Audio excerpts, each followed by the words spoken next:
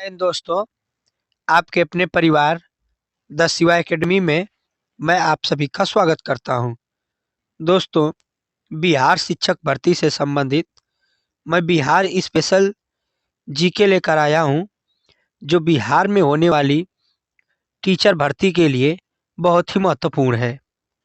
दोस्तों, बिहार स्पेशल से 4 या 5 प्रश्न जरूर देखने को मिलेंगे। और यदि आप हमारे चैनल पे नए हैं तो हमारे चैनल को सब्सक्राइब करें, बेल आइकन को प्रेस करें और हमारे इस सेशन को ज़्यादा से ज़्यादा शेयर करें। दोस्तों, आइए चलते हैं हम आज के अपने पहले प्रश्न पर। आज का हमारा पहला प्रश्न दोस्तों, बिहार का नाम बिहार कैसे पड़ा? तो इसका नाम मेरे दोस्तों, बिहार में बौद्ध विहारों के अधिक संख्या में पाए जाने के कारण इसका नाम पड़ा। समुद्र तल से बिहार की ऊंचाई कितनी है? तो इसकी ऊंचाई है मेरे दोस्तों 173 फीट। समुद्र तल से बिहार की दूरी कितनी है? तो इसकी दूरी है मेरे दोस्तों 200 किमी। बिहार का राज्य की चिन्ह क्या है? तो इसका राज्य की चिन्ह है मेरे दोस्तों बोधि वृक्ष। आइए देखते हैं अगला प्रश्न।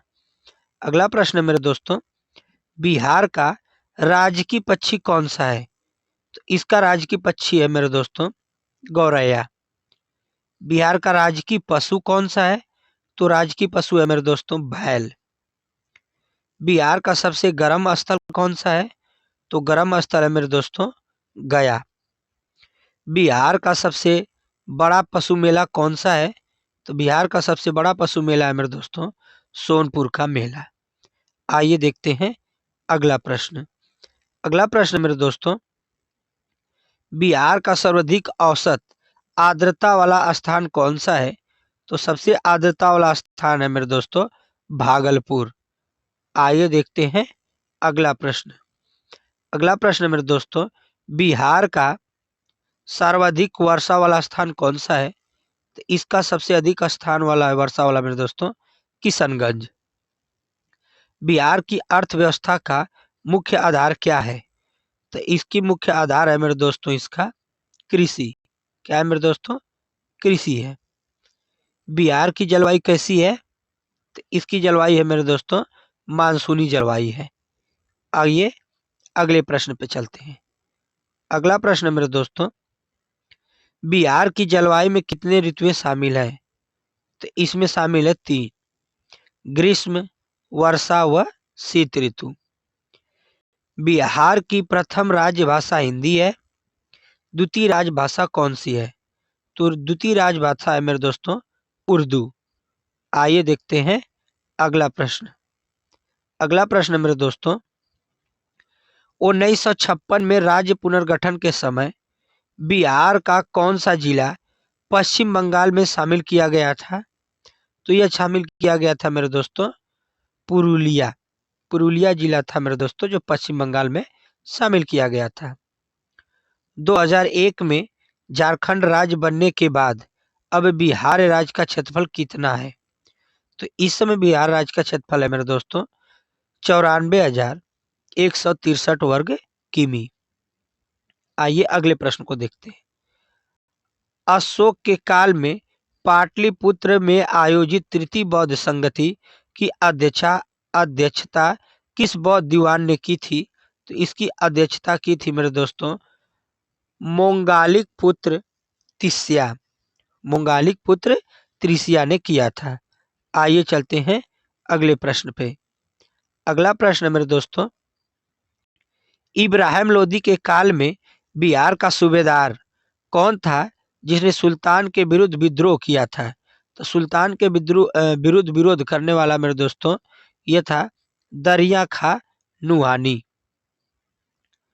ईसा पूर्व 6ठी शताब्दी में विश्व की प्रथम गणतंत्रात्मक व्यवस्था कहाँ थी? तो यह थी मेरे दोस्तों वैशाली में। अगला प्रश्न देखते हैं। अगला प्रश्न मेरे दोस्तों, किस प्राचीन ग्रंथ ग्रंथ में बिहार के निवासियों को कीकट कहा गया? तो ऋग्वेद में मेरे दोस्तों बिहार के निवासियों को कीटक कीकट कहा गया था? आइए देखते हैं अगला प्रश्न। अगला प्रश्न मेरे दोस्तों, किस राजा के दरबार में यूनानी राजदूत मेगस्थनीज रहता था? तो यह रहता था मेरे दोस्तों चंद्रगुप्त मौर्य के। किस शहर को बिहार की इलेक्ट्रॉनिक नगरी कहा जाता है? तो हाजीपुर को मेरे दोस्तों बिहार की इलेक्ट्रॉनिक नगरी कहा जाता है। अगले प्रश्न पे चलते हैं। अगला प्रश्न मेरे दोस्तों, किस शासक काल में पाटलिपुत्र में तृतीय बौद्ध संगति का आयोजन किया गया था? तो अशोक के समय मेरे दोस्तों तृतीय बौद्ध संगति का आयोजन किया गया था। किस शासक के काल में बौद्ध संगति का आयोजन हुआ था? तो अजात शत्रु के शासनकाल में मेरे दोस्तों प्रथम बौद्ध संगति का आयोजन हुआ था। आइए चलते हैं अगले प्रश्न पर। अगला प्रश्न मेरे दोस्तों, किस शासक के काल में वैशाली द्वितीय बौद्ध संगति का आयोजन किया गया था? तो यह द्वितीय संगति किया गया था मेरे दोस्तों काला शोक के समय में। किस शासक ने नंद वंश के शासक घनानंद को पराजित कर मौर्य वंश की स्थापना की थी? तो यह स्थापना किया था मेरे दोस्तों चंद्रगुप्त मौर्य ने। किस सुल्तान ने दरभंगा का नाम बदलकर तुगलकपुर रख दिया था? तो मोहम्मद बिन तुगलक ने मेरे दोस्तों दरभंगा का नाम बदलकर तुगलकपुर रख दिया था। आइए देखते हैं अगला प्रश्न। अगला प्रश्न मेरे दोस्तों, किसके शासनकाल में बिहार में नुआनी वंश का उदय हुआ था? तो सिकंदर लोदी के समय में मेरे दोस्तों नुआनी वंश का उदय हुआ था। क्षेत्रफल की दृष्टि से भारत के राज्यों में बिहार का कौन सा स्थान है? तो बिहार का स्थान है मेरे दोस्तों 12वां स्थान है मेरे दोस्तों बिहार का। गुप्त वंश के किस शासक ने महाराजा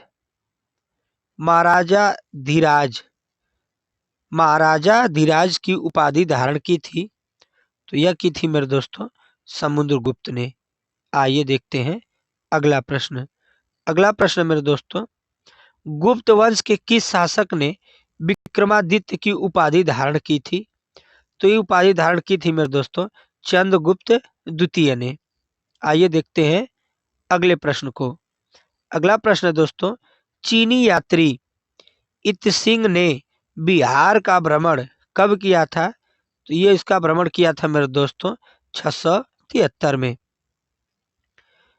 चीनी यात्री वेन सांग ने बिहार में 625 ईसा से 640 ईस्वी तक किस विद्यालय में अध्ययन किया था?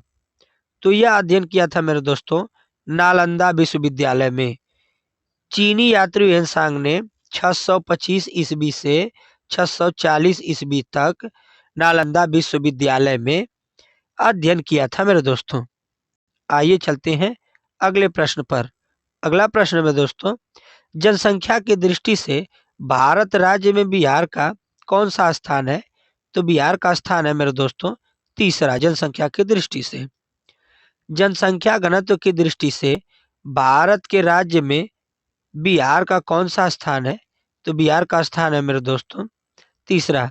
यह प्रश्न रिपीट है मेरे दोस्तों 34 और 35 दोनों एक ही प्रश्न है। जैन धर्म के प्रथम तीर्थकर कौन थे? तो इसके प्रथम तीर्थकर थे मेरे दोस्तों ऋषभनाथ। आइए देखते हैं अगला प्रश्न। अगला प्रश्न मेरे दोस्तों, जैन धर्म के प्रवर्तक भगवान महावीर को निर्वाण कहाँ प्राप्त हुआ था? तो यह प्राप्त हुआ मेरे दोस्तों पावापुरी में। तुगलक काल में बिहार की राजधानी क्या थी? तो तुगलक काल में बिहार की राजधानी थी मेरे दोस्तों बिहार शरीफ। दरिया खान नुआनी को बिहार का शासक किस काल में बनाया गया था? तो इसे बनाया गया था मेरे दोस्तों 1495 से 1522 ईस्वी तक बनाया गया था दरिया खान नुआनी को बिहार का शासक। अगला प्रश्न देखते हैं। अगला प्रश्न मेरे दोस्तों, पाटलिपुत्र में तृतीय बौद्ध संगति का आयोजन कब हुआ था? तो तृतीय बौद्ध संगति पाटलिपुत्र में मेरे दोस्तों 247 ईसा पूर्व में हुआ था।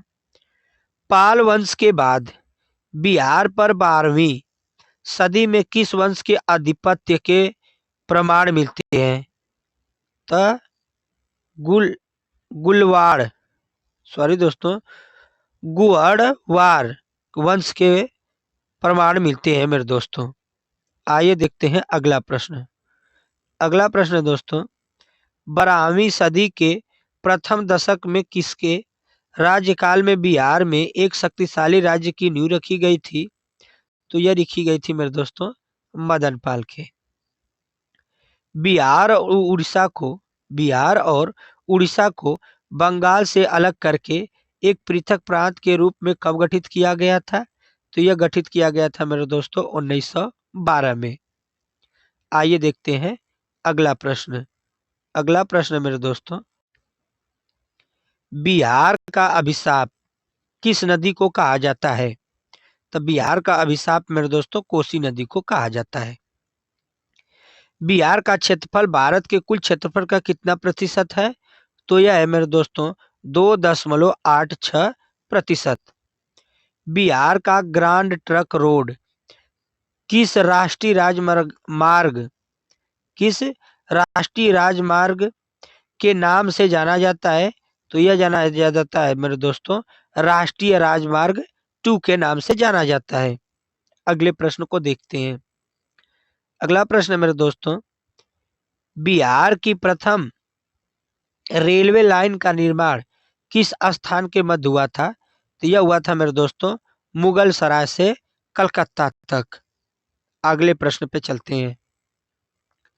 अगला प्रश्न मेरे दोस्तों, बिहार के किस नगर से भारत के महान ज्योतिषाचार्य आर्यभट्ट का गहरा संबंध रहा था? तो यह संबंध रहा था मेरे दोस्तों पाटलिपुत्र से। बिहार के किस भाग को भारत का उद्यान कहा जाता है? तो गंगा के मैदान को मेरे दोस्तों बिहार के भाग को भारत का उद्यान कहा जाता है। आइए चलते हैं हम दोस्तों आज के अपने लास्ट प्रश्न पर। आज का हमारा लास्ट प्रश्न है मेरे दोस्तों, बिहार के किस स्थान पर अशोक के अभिलेख मिलते हैं? तो यह मिलता है मेरे दोस्तों लोरिया नंदनगढ़ चंपारण में, लोरिया अरेराज चंपारण में, रामपुरवा चंपारण में मिलता है अशोक के शिलालेख। तो दोस्तों यह रहे हमारे आज के टॉप 50 प्रश्न, और यह हमारे प्रश्न आपको कैसे लगे हमें जरूर बताइएगा, और हमारे सेशन को ज़्यादा से ज़्यादा शेयर कीजिएगा। धन्यवाद।